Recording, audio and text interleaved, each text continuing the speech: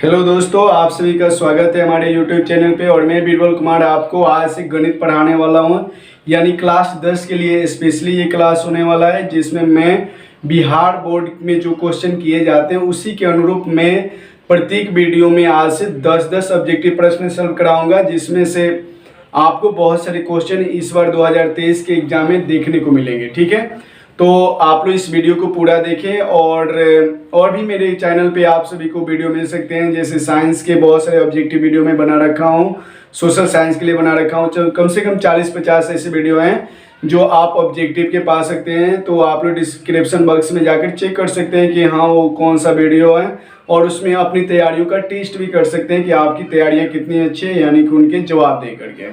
तो अभी तक यदि आप हमारे चैनल को सब्सक्राइब नहीं किए हैं तो प्लीज़ सब्सक्राइब कर लीजिए।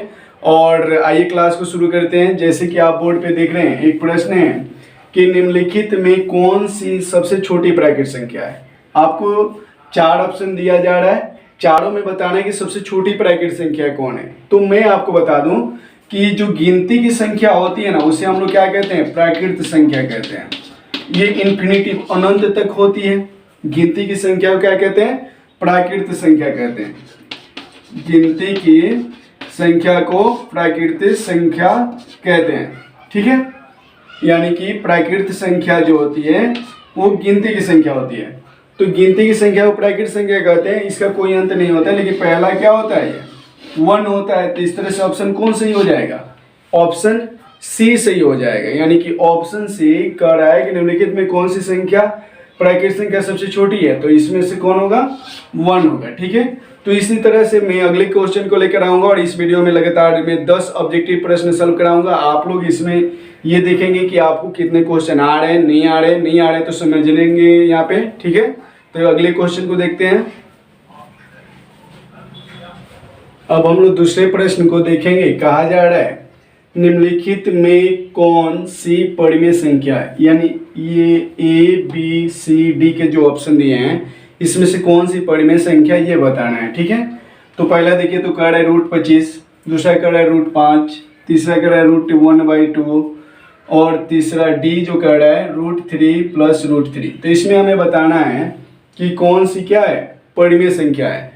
तो आप लोग ध्यान से देखिएगा, तो P/Q के रूप में परिमेय संख्या किसे कहते हैं, यानी कि परिमेय संख्या वह होता है जो P/Q के रूप में हम जिन्हें लिख सकते हैं। ठीक है, जैसे 1/2, 5, 7, 5.4 ये भी परिमेय संख्या होता है। यदि कोई रूट में संख्या हो ना और उसका वर्ग पूर्ण हो, यानी जोड़ा लग जाए, जब हम लोग रूट में इसे तोड़े, जैसे 25 को तोड़े तो 5 × 5, तो रूट तो खत्म हो जाएगा ना, जोड़ा लगेगा तो इस तरह से ये क्या है, सिर्फ ए इसमें परिमेय है। बाकी देखिए 5 का रूट खत्म नहीं होगा। यहाँ देखिए 1/√2, √2 का मान दशमलव में अशांत होता है। उसके बाद डी का मान √3 + √3, ये क्या है, ये तीनों क्या है, अपरिमेय है। और सिर्फ ए यानी √25 क्या है, परिमेय, क्योंकि √25 का मान कितना हो जाता है, √25 का मान 5 हो जाता है, और 5 क्या है, परिमेय संख्या है। ठीक है, तो इसलिए ऑप्शन ए इसका सही है। अब हम लोग अगले क्वेश्चन को देखेंगे।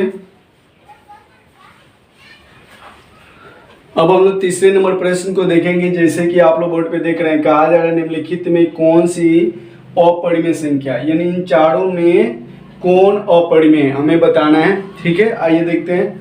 तो यहाँ देखा जाए तो ये 1.3 पर बार का चिन्ह है, इसका मतलब हुआ है कि 1.3333 ये अशांत है, लेकिन क्या ये आवर्ती है, यानी कि दशमलव के बाद 3 आता है। तो आप लोग याद किए होंगे कि अशांत आवर्ती को क्या कहते हैं हम लोग, परिमेय कहते हैं। ठीक है, तो ये तो परिमेय है। फिर √16 है, तो √16 का मतलब होता है 4। ये 4 × 4 करेंगे तो 16, तो यानी रूट हटेगा तो 4, यानी कि ये क्या है, परिमेय है। फिर यहाँ देखा जाए तो ये 29 27, ये √1/3 है। ठीक है, तो ये 1/3 रूट तो खत्म नहीं हो रहा है, तो इस तरह से यह क्या है, अपरिमेय, ऑप्शन सी अपरिमेय है। डी देखा जाए तो √5 × √5 क्या होता है, केवल 5, तो ये तो परिमेय हो गया। तो इसलिए 3 नंबर के लिए कौन सा ऑप्शन सही है, ऑप्शन सी, यानी यह अपरिमेय संख्या होगा। ठीक है, हम लोग चौथे नंबर प्रश्न को देखेंगे। प्रश्न कर रहे हैं यदि P और Q दो अभाज्य संख्या है तो म स होगा। तो सबसे पहले हम लोग को जानना है कि अभाज्य संख्या होता है क्या, है ना। अभाज्य संख्या क्या होता है?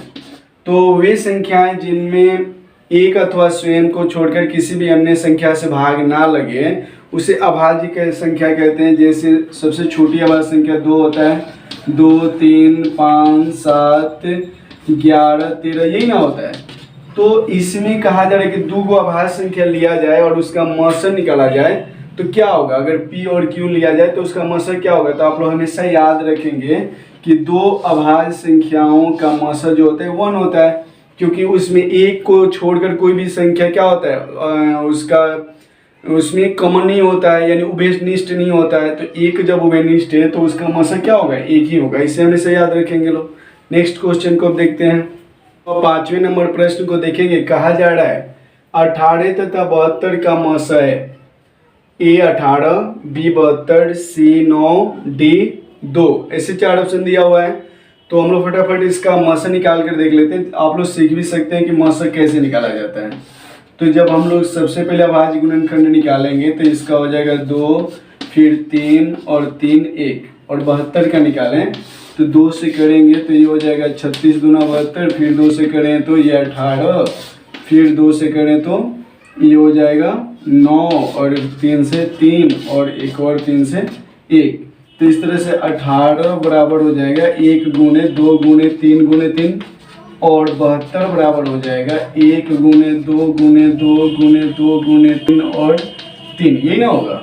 तो आप लोग को मौसा जो निकाला जाता है ना, मौसा दोनों के लिए जो मौसा निकालेंगे तो देखेंगे दोनों में कौन मिल रहा है। तो 1 मिल रहा है, फिर ये 2 मिल रहा है, उसके बाद अब 2 नहीं मिल रहा है, 2 3 मिल रहा है, तो 2 3 लिख लेंगे। तो इस तरह गुना करेंगे, 3 दूना 6, 6 3 18, यानी मौसा इसका क्या हो जाएगा, ऑप्शन ए सही है। ठीक है, अब तो ये आप लोग बार बार दोहरा कर सीख भी लेंगे अगर नहीं है तो। अब हम लोग अगले प्रश्न को देखेंगे। हम लोग 6ठे नंबर प्रश्न को देखेंगे। जैसे कि आप लोग बोर्ड पे देख रहे हैं, कहा जा रहा है √12 का परिमेयकरण गुणांक है A √3, B √2, C √6 और D 2√3। इन चारों में कौन सी है ये बताना है हम लोग को। ठीक है, तो सबसे पहले √12 को यहाँ देखिए आप लोग हल कैसे किया जाएगा। ये √12 है तो आप इसको लिख सकते हैं ना 4 तिहाई 12, ऐसे लिख सकते हैं। या 4 को हम लोग 4 को लिख सकते हैं 2 गुणे 2, और 3 तो एक है ना, ये 3 यहाँ लिख दिए।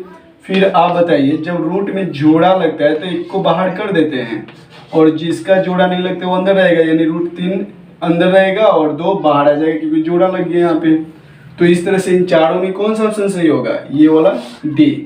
बिल्कुल आसान क्वेश्चन है और बिहार बोर्ड ऐसे ही प्रश्न पूछता है। आप लोग बिल्कुल ही ध्यान से सीखिए और इसका अभ्यास करिए बार बार। ठीक है, अगले प्रश्न को देखते हैं। अब हम लोग 7वें नंबर प्रश्न को देखेंगे। प्रश्न कहा जा रहा है कि यदि P एक धनात्मक पूर्णांक है तो धनात्मक सम पूर्णांक का रूप होगा। यानी कि P एक धनात्मक पूर्णांक है, धनात्मक पूर्णांक है तो धनात्मक सम पूर्णांक का रूप क्या होगा। तो कोई भी सम संख्या जो होती है, मान लीजिए कि सम संख्या जो होता है वो 2 से शुरू होता है, 2 4 6 8, ये सब लोग जानते हैं ना, ये अनंत तक होता है। जब 2 जो होता है 2 एकम 2 कहलाता है ना, ये क्या होता है 2 दूना 4, ये क्या होता है 2 गुने 3, ऐसे करके सब क्या होते हैं 2 के गुणांक होते हैं, 2 के गुणांक। तो यहाँ 2 के गुणांक कौन आपको नजर आ रहा है, यानी 2p। देखिए तो 2 में p से गुना किया गया, यानी 2 में किसी भी संख्या में, किसी भी धनात्मक संख्या में 2 से गुना करेंगे ना तो क्या हो जाएगा, वो हो जाएगा सम संख्या हो जाएगा। ठीक है, तो इसका ऑप्शन कौन सही है, ये 2p। ठीक है, अगले प्रश्न को देखते हैं। अब हम लोग 8वें नंबर प्रश्न को देखेंगे। प्रश्न कर रहा है निम्नलिखित में किसका दशमलव प्रसार शांत है। A 17/81, B 16/41, C 13/45, D 19/80। ठीक है, कौन सा दशमलव प्रसार शांत है कि अशांत है, इसको मैं सिखाता हूँ आप लोगों को। तो देखिए ये नीचे वाला जो मान है ना, जैसे 81 है, यहाँ 41 है, 45 80 है, इन सभी मानों को आप तोड़ेंगे। ठीक है, शांत के लिए एक शर्त होता है, वो परिमेय संख्या हो और परिमेय में जो हर हो ना वो 2 के पावर m गुने 5 के पावर n हो, यानी 2 और 5 के गुणांक में हो। तो देखिए तो ये 9 9 81 ये 3 के गुणांक में चला जाएगा। इसका फैक्टर अगर हम तोड़ेंगे गुणनखंड तो 1 गुने 41 होगा क्योंकि अभाज्य। इसका तोड़े तो ये क्या होता है 9 5 45, 3 3 9 9 5 45। और 80 का तोड़ें, 80 के यहाँ तोड़ के दिखाते हैं हम। तो यहाँ ये हो जाएगा 2 से 40, फिर 2 से 20, 2 से 10 और 2 से 5 और 5 एकम 5। तो देखिए यहाँ 2 और सिर्फ 5 से क्या आ रहा है ना, तो 80 को हम लोग ऐसे लिख सकते हैं 80 बराबर 2 के पावर कितना 1 2 3 4 4 आया और 5 के पावर 1, यानी कि इस रूप में आ रहा है। तो इसमें कौन होगा शांत, दशमलव प्रसार, यानी 19/80। आपको यही फॉर्मूला हमेशा याद रखना है, ठीक है। चलिए अगले क्वेश्चन को देखते हैं। अब हम लोग 9वें नंबर प्रश्न को देखेंगे। कह रहा है निम्नलिखित में किसका दशमलव प्रसार अशांत है। A 15/400, B 17/80, D 13/121 और D में कह रहा है 400 14/400, ठीक है। तो इसमें से किसका दशमलव प्रसार अशांत होगा। तो मैंने अभी अभी आप लोगों को बताया था कि शांत के लिए जो होता है वो P/2 के पावर m गुने 5 के पावर n, यानी कि जो नीचे वाला वैल्यू है मान है उसको 2 और 5 के गुणनखंड में यदि टूट रहा है तो वो शांत है, अगर नहीं टूट रहा है तो क्या है वो अशांत है। तो इसको तोड़ेंगे 400 का, तो ये सिर्फ 2 और 5 के गुणांक में ही टूटेगा, तो ये क्या होगा शांत होगा। ये तो अभी अभी हम आपको पिछले ही क्वेश्चन में बताए थे, ये शांत है। उसके बाद 14/400, यानी कि देखिए यहाँ 400 ये शांत है तो यहाँ भी 400 तो शांत होगा, ठीक है। तो यहाँ पर आपको एक्चुअली पता चल गया है कि ऑप्शन सी जो है क्या होगा अशांत होगा। फिर इसको तोड़कर भी आप देख सकते हैं 1 से 21 का जब गुणनखंड तोड़ करेंगे तो ये कितना से कटेगा आप बता सकते हैं 11 से। 11 ग्रामा 121 होता है। तो देखिए यहाँ ना 2 दिख रहा है ना 5 दिख रहा है, तो इसलिए क्या ये अशांत है। अब हम लोग अगले क्वेश्चन को देखेंगे। तो अब हम लोग 10वें नंबर प्रश्न को हल करेंगे। जैसे कि प्रश्न आपको दिख रहा है, कर 64 के अभाज्य गुणनखंड में 2 का घातांक है, यानी 64 का अभाज्य गुणनखंड जब तोड़ेंगे तो 64 का पावर कितना होगा, ठीक है। 64 में 2 का घातांक कितना होगा, 2 का पावर कितना होगा। कर A 4, B 5, C 6, D 8। तो चलिए तोड़ कर देखते हैं 64 को।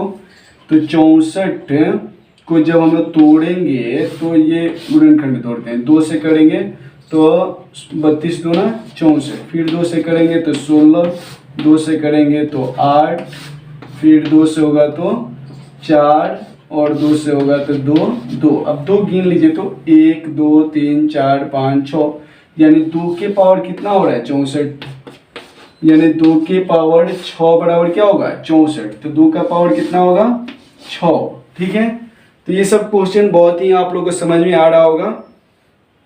तो इस तरह से हम लोगों ने 10 VVI ऑब्जेक्टिव प्रश्नों को हल किया और इसी तरह मैं बार बार ऑब्जेक्टिव प्रश्नों को लेकर आता रहूँगा। और इसके बाद ये मान लीजिए कि सेट 1 है और मैं कई लगातार सेटों में आप लोग को 10-10 क्वेश्चन करके ऑब्जेक्टिव प्रश्न मैथ का पढ़ाऊँगा। और ये भी मैं बता देता हूँ कि मेरे इस चैनल पे आपको विज्ञान, सामाजिक विज्ञान, संस्कृत, गणित, हिंदी बहुत सारे वीडियो हैं जो आप उसमें ऑब्जेक्टिव और सब्जेक्टिव देख सकते हैं, ठीक है। तो आप हमारे चैनल को अभी तक सब्सक्राइब नहीं किए तो प्लीज़ इसे सब्सक्राइब कर लीजिए। और रोज़ सुबह 5 बजे मैं आप लोग के लिए एक वीडियो डालता हूं, तो उसे देखना ना भूलिए। तो आज का क्लास यहीं समाप्त होता है। धन्यवाद।